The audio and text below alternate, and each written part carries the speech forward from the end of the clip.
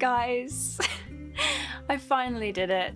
I read ACOTAR. And all of a sudden, I completely understand where all the hype is coming from. Now, I'm not saying that this was in any way a perfect book. In fact, it definitely wasn't, and I'll go into why later in the video. But what it did do was provide the perfect launchpad for an awesome book series like this one to take off from. Just a heads up, there will of course be ACOTAR spoilers in this video, but I will not be spoiling any of the other books in the series. First things first, let's talk plot. Feyre, a human woman, is hunting in the woods to feed her starving family, her father and her two sisters, Nesta and Elaine. While she's hunting, she comes across a wolf, and she kills it with an ash arrow. She returns to her thankless family, and they have dinner, and she makes money off the pelt at the market the next day, and things are going great. Until this massive Fey monster barges into her house screaming about how Feyre is a murderer, which he kind of is, because it turns out that the wolf... Yeah, the wolf was high fae. The creature offers them a deal. Either he kills the murderer where she stands, or she goes with him to Prythian, on the other side of the wall, where she will remain forever. Now, in my book, this is kind of a no-brainer situation, and in the end, Feyre comes to the same conclusion, so she goes with him to Prythian. Turns out the monster is actually the shapeshifted form of the High Lord of the Spring Court, Tamlin, sorry. Don't know why I said that. He and Lucien, a member of his court, live in this stunning mansion in this amazing landscape. Not a bad place to be taken to, in my opinion, though Feyre seems determined to get back to her hovel house and her less than nice family. While she's there, she gets to know Tamlin and Lucien. Tamlin's kind of awkward at the beginning, not necessarily in a bad way, just he does not know how to interact with her. Like, he tries to compliment her and says that her hair looks clean. Lucien, in my opinion, is a bit more fun, and he and Feyre develop this kind of bickering sibling kind of relationship. Also, I just love the cereal. I'm sorry, it's so funny. It just pops up, spits the truth, and leaves. Obviously, as time progresses, she and Tamlin start to fall for one another. And then there's this weird party called Calanmai, which, Tamlin basically forbids Feyre from going, but she goes anyway and gets kind of drunk and parties the night away, I guess. While she's at this party, she meets Rhysand, the High Lord of the Night Court. And he says, "I've been looking for you." She goes on to learn about Amarantha, this evil queen who presides over Prythian. She has all of the High Lords trapped and weakened under the mountain, aside from Tamlin. Amarantha is obsessed with Tamlin, and she's also placed this curse on him and his court that they have to wear masks all the time and that they must join her in 50 years, and the 50 years are very close to being up.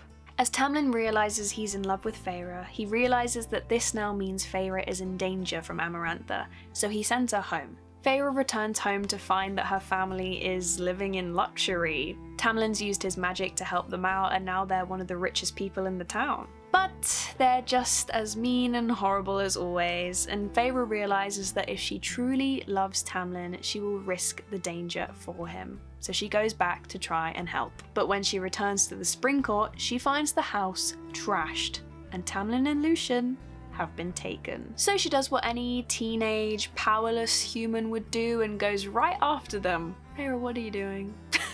She goes under the mountain and confronts Amarantha. Tamlin's sitting beside her like all stoic and not even looking at her. But that's because if he showed any care for her, Amarantha would most likely torture or even kill her. Rhysand is also there looking kind of shifty, because when Amarantha asked him to find out the name of the woman Tamlin's in love with, he gave her the fake name that Feyre gave him, Claire Bedor. Turns out Claire Bedor was a real girl from Feyre's village, who Amarantha then tortured and crucified. Yikes. So then when Feyre shows up, Amarantha's like, "Wait a minute! Who are you?" Feyre and Amarantha eventually strike up a deal. If Feyre can either solve her riddle or complete 3 tasks, then Amarantha will free the High Lords. So Feyre starts doing all of these trials, and in one of them, it's a scene right out of Dune. Like, she's battling this massive worm. Did I think there would be a massive worm in this book? No, I did not, but here we are. Rhysand helps her with some of them by talking to her in her mind, and they also end up making a deal when she's sick and dying from one of her wounds in the prison. The deal is that he will heal her if she agrees to spend 1 week a month for the rest of her life with him at the Night Court. And she agrees because she's literally dying. Rhys parades her around all these parties and gets her drunk, but at one of them he actually leaves her and she has time to slip away. Tamlin takes her out of the main hall to save her, to help her escape, to— Oh! No, they're just going at it. Luckily, Rhys finds them before Amarantha and removes any evidence that this happened at all, otherwise Feyre would have been in some serious danger. Anyhoozles, Feyre completes the third and final task, but it is a harrowing one. She's forced to kill 2 innocent Fae and also stab Tamlin, but it's fine because he has a heart made of stone! Apparently. Amarantha is obviously not happy, but then she's like, I didn't say when I was gonna free the High Lords. But then Feyre's like, well, I solved your riddle, and the answer is love. Oh wow. Amarantha's like side dude, the Ator, starts just killing Feyre, but the High Lords have been freed. Tamlin kills Amarantha, and then the other High Lords donate a drop of their power in order to revive her. But she comes back changed. She's not human anymore. Feyre is High Fae.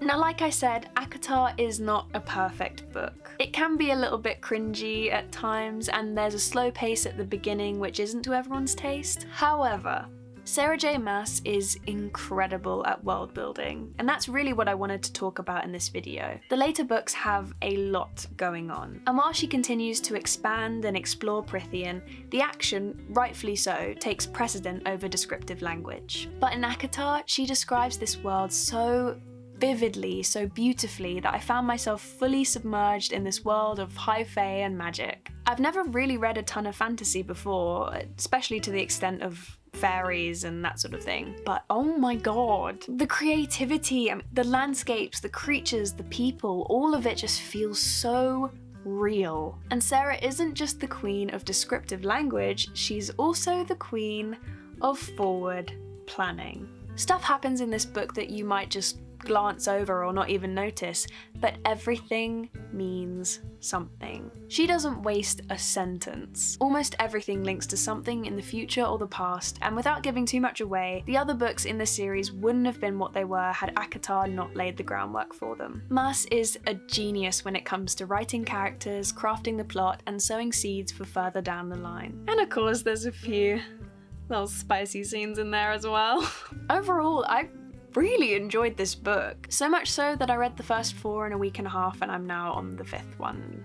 I think I have a problem. It's also the first time in a good while that I've been fully absorbed into the world within a book, and I think that's purely down to Maas's exceptional writing style. And also, it was really refreshing to see a female protagonist who is strong when she needs to be, but also wholly vulnerable. That's the reality of what it is to be human. And I think that other films and books that try to rub this cringy, strong female lead in a patronizing way in our faces often just miss the mark. Sarah J Maas, on the other hand, there is a reason that these books have such a huge following. Feyre at her core is a good person, but she makes mistakes, she's flawed. I think all of us can see parts of ourselves in Feyre, and that's why she's such a compelling protagonist. She's flawed, but she's also a person that we grow to really care for and admire. So let me know what your thoughts are on ACOTAR, and thank you very much for spending your time with me. Bye!